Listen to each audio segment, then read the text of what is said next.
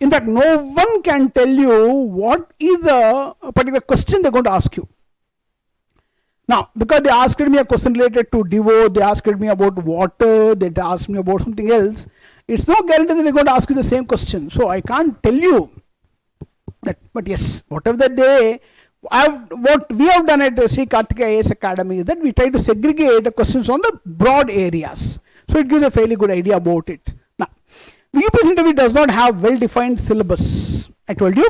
The officers can ask about anything in this process. So they may ask you about your current affairs. I think I told you about the place you live in, your coordinates as well. Suppose, for example, you are from Visakhapatnam. What are your coordinates? What is your latitude and longitude? And all. What is the specialty that it has? The coastal area. What are the weather experience you have at the coastal area? How much that the Visakhapatnam is prone to cyclones? Something they can ask you. So you should know about your own area. That's what exactly they know. They ask. The idea is not test your knowledge here, but your personality. Knowledge is all right, but they want to know what kind of a confidence you have on yourself. How much can you impress other people with your knowledge is your personality. They already tested intelligence in UPSC prelims and UPSC mains. So I would especially tell that many people test your knowledge. No, they have already tested it in the prelims and mains. The fundamental conceptual knowledge is done. They may not ask you about articles and all that. Yes, they may ask you application of it. What they may be interested in is the application of knowledge that you're going to learn from that. And as for your information, your writing skill, they already tested it in the mains. So are you here in the interview. So how much do you apply? How much have you learned from that is what they want to know in this process.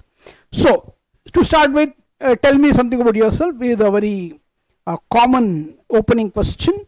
You can, but don't give me what is there already in a DAF or your resume. What do you call it?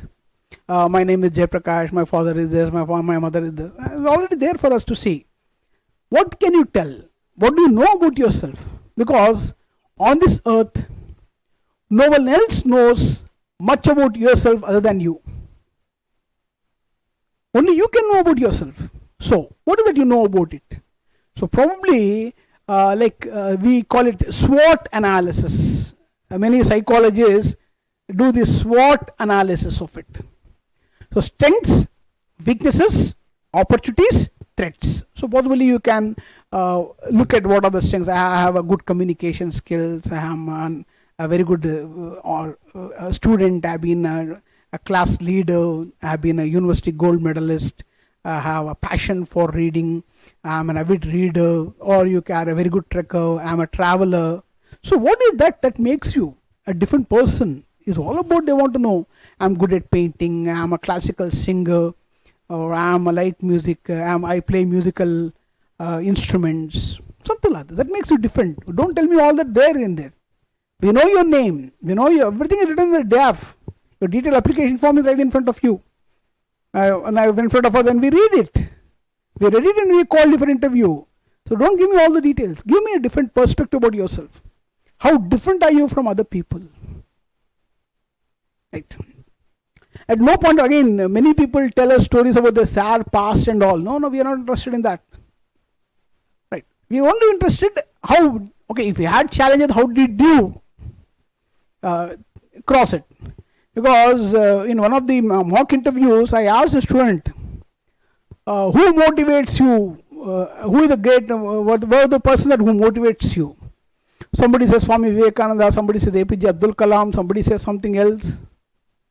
Then I asked, why are you not parents are your motivators? Why your dad is not your motivator?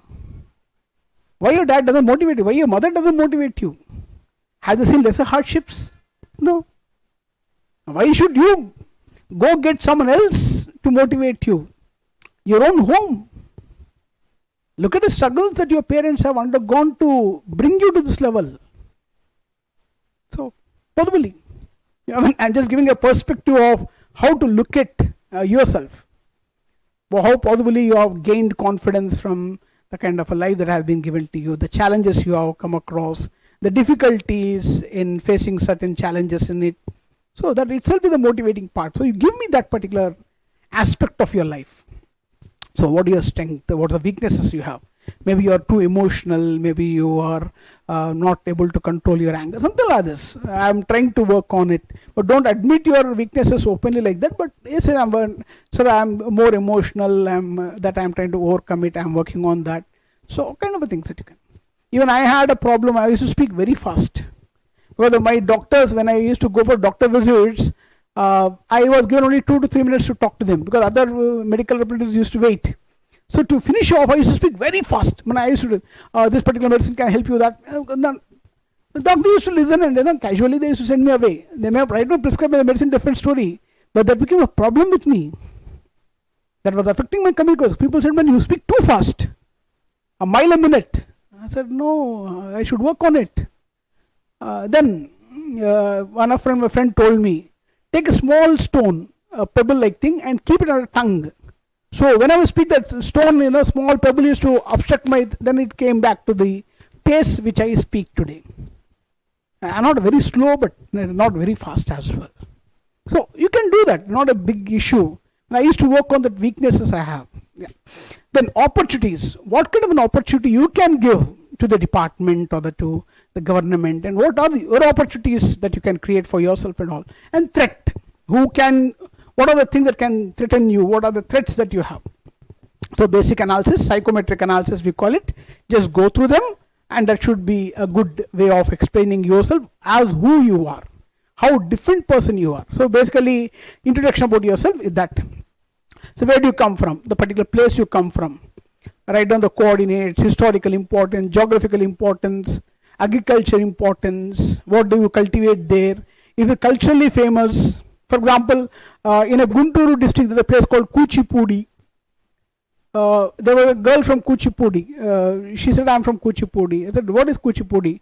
I know it's a dance form. So it's a dance form of Andhra Pradesh, like Bharatanatyam in Tamil Nadu. Kuchipudi is a different dance form developed in this particular place, and was done by a great Siddha yogi, and he has created that particular dance form, and it's there, and it's named after the particular village. So I come from there. So she was explaining each place has its own importance. Yeah. So what does your name mean? Each of you have a name, and your name has a meaning. So what is that all about? Each name has it. Your name. So for example, my name is Jay Prakash. Prakash is the light, and Jay is victory. The triumph of the light of triumph. I remember to have told them, when we win, our light, the winning success, the light of the success is so bright that I said, I manifest myself as that. I said, I'll do that. So possibly, tell about your family background. Who is your dad? Who is your mother? What kind of life they live, and what kind of struggles they have undergone. So anything that can be interesting, you can share. Yeah. Education interview questions, telling about your school, your college, what kind of a life you had in school, what did you excel in, was you in extracurricular activities, were you in NCC, were you national service, were you into kind of a elocution, debate. So they say everything about whether you have any leadership skills, whether you have been a class leader, you are a school boy, school head, kind of a thing. Then how can you have a major help of public administration of India? So with this, how can you be, in fact, one of the most important questions, why choose the civil service for yourself? Yeah, I want to help the country, I want to be one of the contributing factors for the growth and development of the nation, or something like that can be meaningful. Then, which subject did you like? I like physics, I like chemistry, I like literature, I like something, whichever that is, could be, I like biology. So what are that possibly? So my subject was chemistry, for a simple reason, with all due respects to my teachers. In one of the classes I asked my teacher, when she said H2O is water, I said, why H2O is water? She could not give me a satisfying answer that day, with all due respect to my teachers. A great lady she was. But that day she could not give me a convincing reply. That made me interested in chemistry. I started learning, and I got a gold medal in chemistry. So possibly that certain things you like because of certain things, because some subjects will interest more. Somebody may like literature more. Somebody may like math more interesting. For some people, is more people scared, but some people it's very interesting. Because I remember to have read somewhere, math is not all about finding x, but finding y. You need to find why it is that. So there are challenging questions related to quadratic equations, linear algebra, and all that. Yeah. So why a particular course did you choose? For example, you chose engineering, you chose medical sciences, you chose dentistry, you chose veterinary surgeon, you are an economist, you are a journalist. So they'll ask you, why did you choose this particular subject? What made you choose this? Then what kind of a student were you? And I was a very bright student, and I was not that kind of a student. I was a mediocre student. I could not pick up much of my education from a school. So something like this, you can. But why? Yeah, my challenges were there. I wanted to prove that I am a better person, so my education was the only way. You can also give a very innovative and very wonderful answers as well. Yeah. So come to the current affairs. I think I told you this. What are your current affairs? What is the headlines today all about? So I think I told you about Andaman Nicobar Islands. A few of the islands getting the name of Paramveer Chakra recipients, the gallantry awards, to commemorate their supreme sacrifice. So there we have given a name to each of it, like I told you, Pandey Island and all that. So what do you remember from today's newspaper? So today's newspaper, what is important for you? So today we read about somebody talking about economic condition, tax deductions, budget is approaching, so what is the thing that is going to be? Or the Egypt president is going to be the guest for Republic Day. So what does Egypt and India have common in aspects of it? So you can, they ask you about how do you know Egypt, what else you know about? So they may ask you about Sumerian civilization, one of the oldest surviving civilizations. River Nile we have, then almost contemporary was Indus Valley civilization. So they may ask you anything related to it. So I'm not just guessing it, but anything can be a subject related to it. So today I read that Egypt president is going to be the chief guest for Republic of India. Then everything comes related to Egypt and all. So that possibly can be. And what else is Egypt famous for? Something related to India. It's a cotton, sir. If I were you, because of my geography background, I can tell you. The Egyptian cotton is a staple cotton, but it absorbs better capacity of moisture. So both of these countries have cotton. From there they may go with cotton soil, which are the areas where cotton is grown most. So this is called black cotton soil. Why black cotton soil has that? Because it's more moisture retaining capacity. Why they have more moisture retaining capacity? Because they are when your chemistry will help you here, titaniferous magnetite. And they have a mineral called Montmorillonite.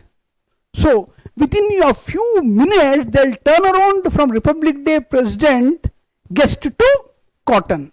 From there they go to cotton soil. Because the trail goes that way, you never know. But you're always ready with your answer. It's like a chat, a discussion. That's why we always suggest that you look at a lot of programs come on Rajya Sabha TV. A lot of interviews happen. Follow them. How the question comes, how the answer and all. So that's best way to understand the other person's questioning mentality and all. So tell us about your issue in the state or home state, what exactly the problem that your home state people are facing, another thing.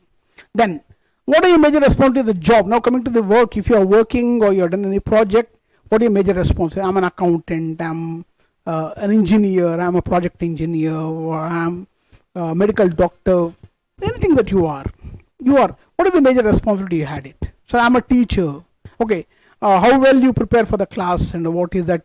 How do you deal with some students? Anything they can ask related to your job front. Then what do you think you're fit for this post? Again, a very relevant and apt question for this. Why do you think that you are want to be a very good civil servant? Yeah, so my passion for development and my interest in uplifting the masses from poverty. Something like this which should be relevant to say the most prestigious examination. Don't give me the high flying answers. You should be realistic. So I want to see the development reaching the grassroots level of the society. Even many of the tribal people are suffering today. The development is not reaching them. So they don't have good roads, they don't have good schools, they don't have hospital facilities. Probably I can work towards that as a district magistrate. I can see that, or I can control law and order problem, or I can expertise in cyber crime. As an IPS officer, I can bring law and order. I can crack down on the crimes being committed on anything like this. But it should be realistic. The answer should be realistic, but should not be, just like a casual answer to that question, right? Then, how do you think the past experience will benefit the country? Again, the same question, your experience, how much have you learned, and how it is going to help the country benefit from your thing. But they're going to make a difference in your answer. The panel should appreciate your effort, right? Then they can question about the interest and hobbies as well. What kind of hobbies you have? For example, that should be again real, and don't create one hobby for the DA for your interview purposes, because they're going to grill you on that. You're going to read, they can ask you anything about reading fiction, or they can ask you autobiography, they can ask anything on the earth, under the sun, they can ask you anything. So make sure that being honest, good answer, right? Now, optional subject. This is another area where you got to be very, very careful. I think I told you about my experience as far as geography is concerned. Your optional subject, why you chose it. Now, don't give me the bland answer that, sir, many have chosen, or my teacher has told me to take this subject. No. It's not for scoring marks. It is an area of interest.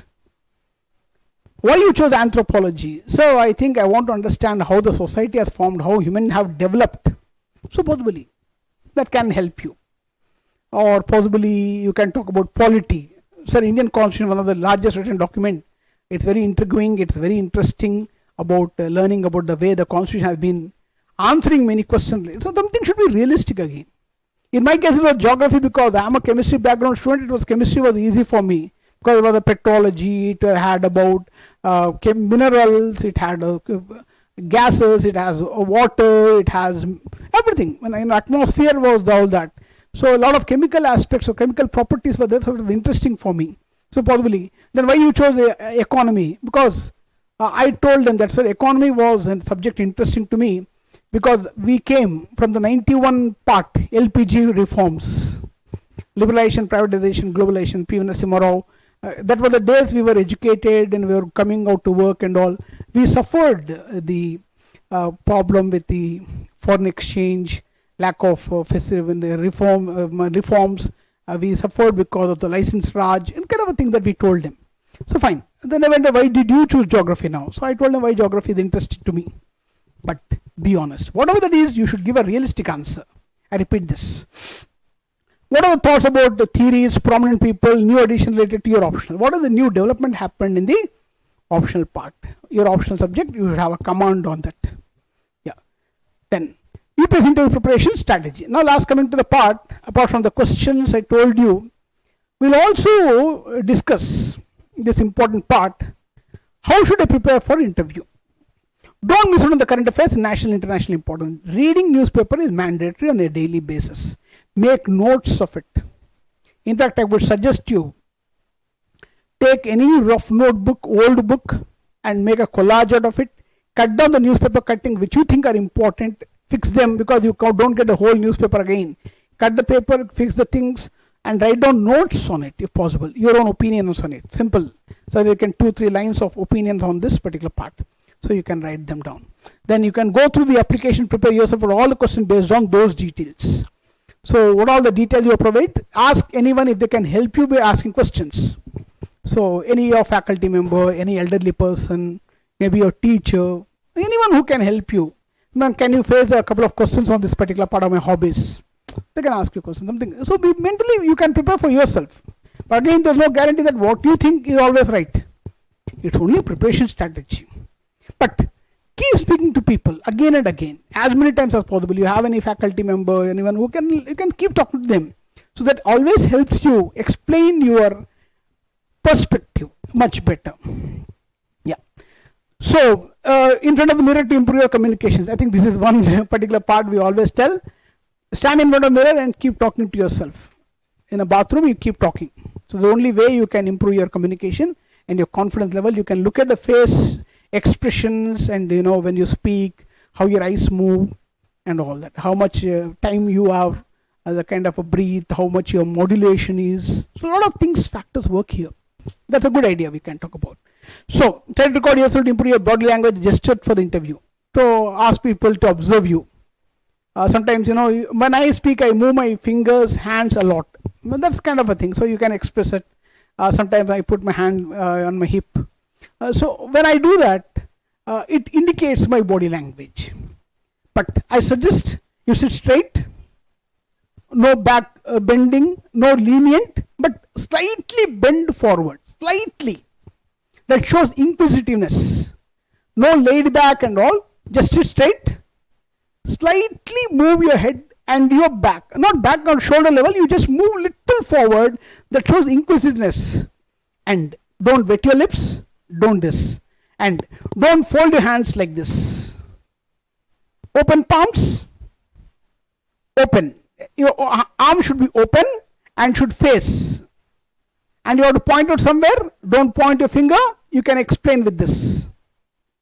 Generally we can't speak without moving our hand, so don't show your finger, you can. But at the same time, eye contact is the panel is very important, and a slight smile on your face. Don't get angry, don't show your emotion, don't argue. We may not agree with their perspective or opinions, all right. But there's a place, not a place for your arguments or fights. Here you are not, you are trying to explain your position to them, and that's fine. Yeah. So go through your college and school syllabus and activities. So go back to school once again, take up all your thing, what have you done, what were your achievements and all that. Don't try to give it a perfect answer, rather than be honest about your opinions and speak about them confidently. Since there's no perfect answer, but be confident and don't bluff them. If you don't know, please, I think I told you already, please admit it. So I am not sure about these questions. I don't know. But don't be so odd that, if they ask you a question about your own place and you don't know about it. No, it's not that. We said, whatever you can know, you please try to know. But there are some things you don't know. I don't know. As simple as that. Yeah. Now, interview common mistake. What are the mistakes that we generally do? This is another area we wanted to focus. When we started this planning for the session, I, along with the directors of Sri Karthikeya IAS Academy, we wanted to focus on the common mistakes people do. Because generally everyone tells you what to do, but not what to do. What is the kind of a thing that mistakes we do? I thought I will focus on that as well. Try to remain calm and interview day and avoid stress and anxiety. Many people are getting into stress, kind of an anxiety, and they commit a mistake. No. Relax. Just chill. Enjoy. Enjoy your process. You have achieved this. You deserve this. And that kind of a mindset you have it. Just chill, relax. Then don't lie about anything, because they'll come to know immediately. Whatever that is, be honest. Be outright, rather brutally honest. Be honest about your answers and details. What do they ask you? Because they can do the counter check on this. So make sure that be honest about it. And don't claim what is not yours. If something else belongs to someone, please. Because once it happened, somebody said, I write poetry. Then I said, tell me a poetry. He told me some poetry which, were related to old poet. We could gather it later on. Fine. So, if it's not your own, please be your own. I mean, you are writing poetry, please admit that you are writing poetry. Try and avoid any argument over any topic. I repeat, I think I told you, don't argue. The people sitting there in a panel are experts.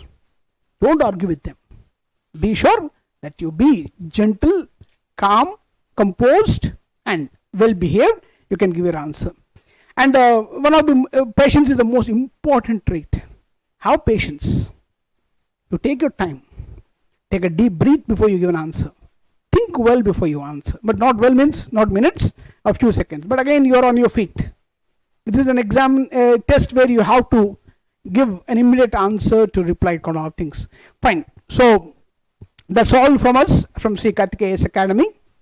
Should you have any questions, you would like to know more about it, please do write to us at the email ID provided, and we'll definitely be more than happy to help you with the answers. Maybe you can come over to Institute in Visakhapatnam. We can have one-to-one discussion. We can help you more with the details. The directors here and all the people will be rather happier to receive you, will help you with it.